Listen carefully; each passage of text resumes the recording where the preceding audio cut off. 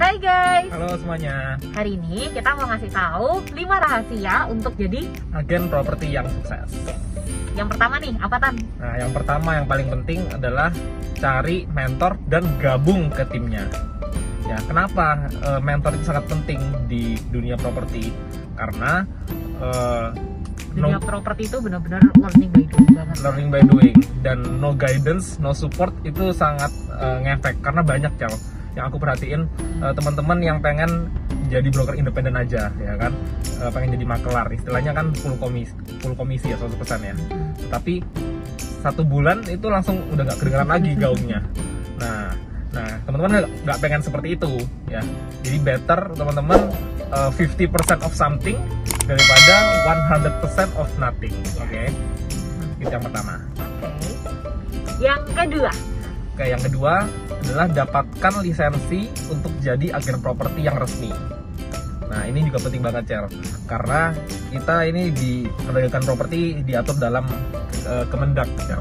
Dan juga ada organisasi yang membawahi, yaitu AREB, benar. Nah, ini payung hukum yang nanti menjadi backingan teman-teman ketika menjalankan bisnis ini, seperti itu. Karena transaksi properti juga kita bicara tentang legalitas ya, yang paling penting kan, ya. Gitu. Jadi kalau misalkan kita nggak punya bekal, nggak punya pemahaman hukum lah setidaknya yang paling mendasar, itu akan sulit sekali. Nah, sembari mendapatkan lisensi tersebut, teman-teman juga akan diberikan training istilahnya A to Z lah istilahnya. Di semuanya itu benar-benar bekal teman-teman untuk menjalankan bisnis ini. Ya, jadi nggak ada alasan untuk yang mau mulai dari nol, it's not a big problem, karena Tan yang dari umur 18 tahun, anak SMA aja bisa gitu. Sekarang yang ketiga. Nah, sekarang kan teman-teman sudah gabung ke mentor yang tepat dan sudah dapat lisensi agen properti. Nah, sekarang what's next? What's next-nya adalah yang pertama teman-teman harus memberikan self branding ya, berikan awareness kepada orang-orang sekitar kita gitu, kayak teman, saudara, keluarga ya kan. Semua harus tahu bahwa sekarang kalau mau cari properti, carinya ke kamu ya, kayak gitu. Benar-benar, karena biasanya lingkungan yang paling dekat sama kita ini adalah market paling kuatnya kita gitu. Betul. Kadang-kadang kita nggak kepikiran masa saya deh bakal beli. Nah, benar. Tapi faktanya justru orang-orang terdekat itu yang nanti bisa kasih referral di bisnis properti awal-awalmu seperti itu. Betul. Keempat. Nah, yang keempat ini yang paling penting, Cal. Ya, bener penting banget. Ya, semuanya penting sih. Yang keempat ini tetapkan goal dan buat schedule harian. Ya, yang paling pertama kan tetapkan goal. Goal ini setahun ke depan setelah gabung, teman-teman pengen dapat apa di dunia properti. Dan goal itu harus bisa diukur, Cal. Jadi harus yang realistis. Contohnya gimana, Cal, realistis? Misal kalian baru join hari ini gitu kan, nah terus kalian 1 tahun ke depan pengen apa? Kalian bilang, oh aku udah pengen punya uang cash di tanganku 1 miliar. Itu kan nggak realistis gitu. It takes time lah untuk dapat kayak gitu ya. Nah, selanjutnya buat schedule harian. Nah, schedule harian ini sangat penting. Kenapa? Bisa dibilang dari 100% orang yang gabung di properti, mungkin yang survive itu hanya 5%. Ya, sekitar segitu. Kenapa?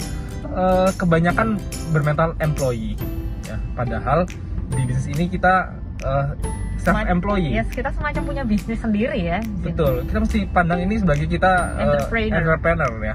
Nah, seorang entrepreneur, mereka punya schedule dan mereka punya 3 divisi ya. Entrepreneur kan punya 3 divisi. Mereka ya harus ada yang punya jadi CEO, CFO, dan COO. Nah, karena kita ini self employee, otomatis 3-3-nya kan ke kita semua. Nah, ini perlu untuk dibagi di schedule harian. Nah, CEO time ini dimana teman-teman bertindak sebagai pemilik bisnis dan memikirkan barang dagangan yang nanti masuk, listing-listing tersebut ya kan. Terus planning untuk follow up klien ya kan, dan untuk posting iklan. Nah, itu yang pertama. Selanjutnya CFO time ya. CFO ini kan tentang finansial ya. Setiap bisnis itu perlu ada modal, teman-teman. Nggak bisa kita modal iklan gratis ya kan. Kita berharap dapat klien ya kan. Nah, kita harus planningkan kira-kira budgetingnya seperti apa. Nah, seperti itu. Nah, yang terakhir CEO time. CEO time ini kan operation. Ini saat-saat dimana teman-teman melakukan aktivitas sebenarnya kayak viewing, ya kan, negosiasi, ketemu orang, ya, seperti itu. Jadi make sure 3 hal tersebut ada di dalam schedule harian kalian. Dan yang terakhir ini ya, yang kelima. Yang kelima adalah show up consistently every single day. Ya, sangat penting ya kita untuk tetap eksis.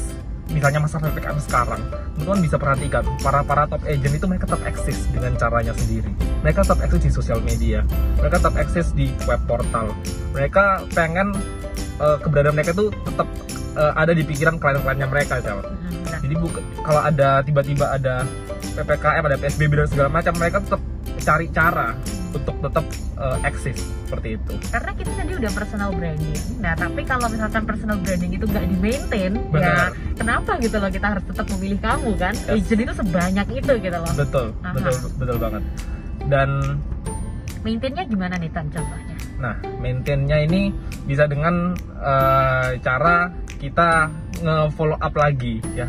Misalnya ke pemilik properti yang sudah pernah kita kontak tapi kita belum ada kabar-kabar lagi. Nah, itu di chat lagi. Dan penting juga, nggak hanya untuk vendor, pemilik properti dan klien ya.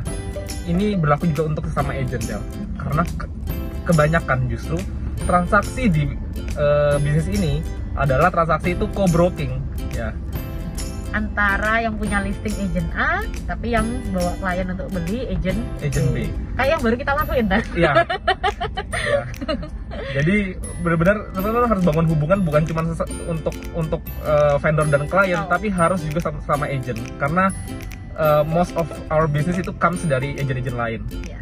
Kayak gitu. Nah, terus bonus tips, ya aku kasih bonus lah ya. Wah, amazing ya. Karena kepikiran, teman-teman ini kalau layaknya atlet ya, 95% itu kan menghabiskan waktu mereka itu pas latihan. Ya, mereka ikut olimpiade itu cuma 5% dari waktunya mereka. Ya. Nah, seperti itu, agent property juga sama ya. Kita 95% itu di lapangan. Kita ketemu orang baru, kita ketemu leads baru, kita approach people baru, kita show up consistently ya. Itu yang kita lakukan ya.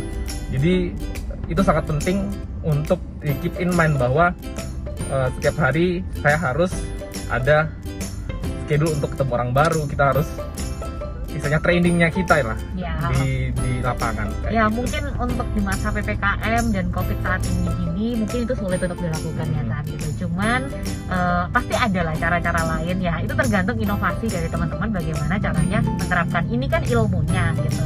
Tentang menerapkannya ya silakan dipikirkan dengan gayanya masing-masing. Benar. Sekarang kalian adalah seorang entrepreneur sekarang. Oke, mungkin gitu aja Jal. Oke, gitu aja. Yes. Kalau misalkan kalian punya pertanyaan lebih lanjut, boleh banget drop di kolom komentar. Oke. Dah.